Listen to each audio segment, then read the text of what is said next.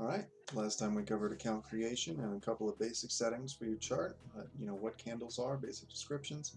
Um, you'll notice my chart is blue here. If you don't have any custom colors yet, don't worry, we'll cover that soon.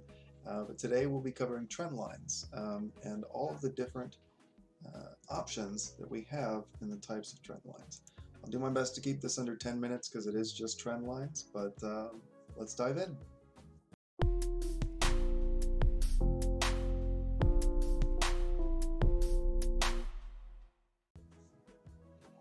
So here we've got a basic trend line. You can draw it by clicking left, clicking once and clicking twice. And that's all there really is to it. But there are some settings in here that you might want to tweak. We can change the color. I've got Chrome on dark mode right now, so my yellows aren't quite displaying, right? But you can see, you can pick the colors you want, anything you like there. Let's go with a pink, fuchsia, whatever.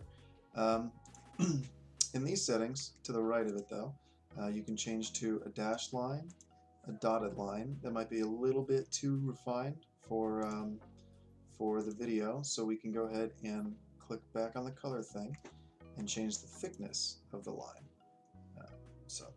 It's really quite customizable. If you want an arrow on the left or the right side, these boxes will let you do that. Let's go back to a solid line just to make that a little clearer. Right, so the arrow, this is called an arrow. It's one under the trend line. It's very similar to that, but by default it comes with an arrow turned on. Let's make this a little thicker and it'll stand out better. So let's see. We can change the color of that again. The text. So these have text boxes. I've already filled them in. It is off by default, but you can turn them on, change the font size, change the color of the text. This is white, even though it shows black. That's my Chrome dark mode being forced on. You can pick the alignment, right, center, left. You can pick top, middle, bottom. I've got them all on the top here, and just to have it a bit organized. Bold text, italicized, basic font options. If you want to move these in refined points, you can move that. You can click these arrows, and it will update them one interval each. Let's see, 68, 203, 68, 2. Okay, sorry, I had to make sure they were all still even. This is array. It's similar to the trend line and the arrow, but it goes off in one direction at all times. If you come to the style here, you can draw an arrow on the right side, but you're never going to see it because it runs off the page. You can draw an arrow on the left side. You might need to, there we go. Actually, now that this is thicker, let's put an arrow back on the right side. Yep. Oh, here we go. It shows up at the second point, but it still runs off the page. And rays just go on forever. It's the same as a mathematical ray by any other means. Dash line, dotted line, you get the general idea. We'll make this one green. We'll get rid of that arrow. There are other options down here. Show middle point, show price range, show bars range. We'll get to those in just a second. Or we'll come back to those. So the info line is similar to the others, but it shows info. Aptly named, right? You've got the degrees here, which will change with the slope. So that's now a 25-degree slope.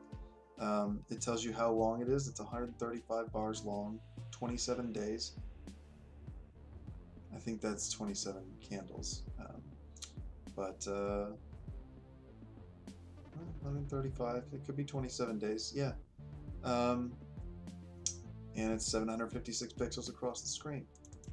Now, you can also extend the lines and show the middle point on this one. You can, again, change the colors. We'll make it gray, make it a dotted line, dash.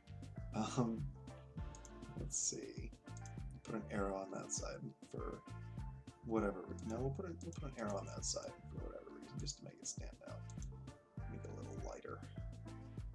Okay. So that's your info line. The extended line is like the trend line, and the ray and the arrow, but it goes off in both directions infinitely. Again, all the same buttons that we saw before. So you notice a lot of these similar lines have similar, if not exact same settings. Arrows, color, give that one a teal, make it thick like 3, and we'll turn it into a dashed line just to make it stand out. Now this is a trend angle. It's kind of like an info line if we were to find one that it's closest to. I'm going to thicken this up a bit here. We'll give it that gold color. Dotted line. But it largely just displays the trend angle down here. So I could move that text. Actually, this doesn't come with text attached to it, so I had to put that in extra. So this is now a 42-degree angle measured right here at the axis, right where they meet. So it draws one horizontal line that it doesn't really show you, and then it measures the difference between the slope and that horizontal line. The horizontal line, speak of the devil, right here, it's functionally the same as an extended line, but it is always 100% horizontal. You can't put a slope on the horizontal line, but you can put a slope on the extended line, and that is how they differ. Whoop, wrong button. Control Z. There we go.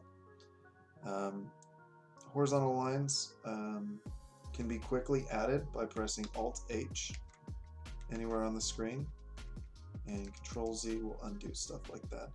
The horizontal ray is similar to the horizontal line in that it works like a ray, but it cannot be tilted. It's just a flat ray, and it goes off in one direction. And it has all of these same settings as before. Oh, no, style. Not all the same settings, since it's still kind of limited. But it does have settings, and you can change it, make it thicker, turn it into a dashed or dotted line, all that jazz. Make it another dash like the ray. There we go. And now we have a vertical line. It's like a horizontal line, but it only goes vertical. And the hotkey is Alt-V, Victor, for vertical. You can again move these one bar at a time if it's just a little bit off for you. You can change the visibility for all of these on different time frames. This is currently a 1 hour time frame, so if I were to turn, say, let's turn that off real quick and put this at 61 minutes, and let's say 600. 61. I put that at 59 because it can't exceed 60. Okay, fine. 1 minute to 59, 1 hour. So as soon as I turn it off of an hour, as soon as it can only read up to 59 minutes, it now goes to an hour. If I set it to, if I turn off days or weeks, that's fine. It's still on the hourly.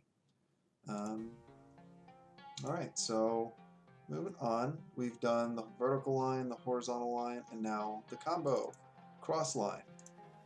It is exactly as it describes itself. It is a crossed line. It is 180 degrees flat and 90 degrees vertical.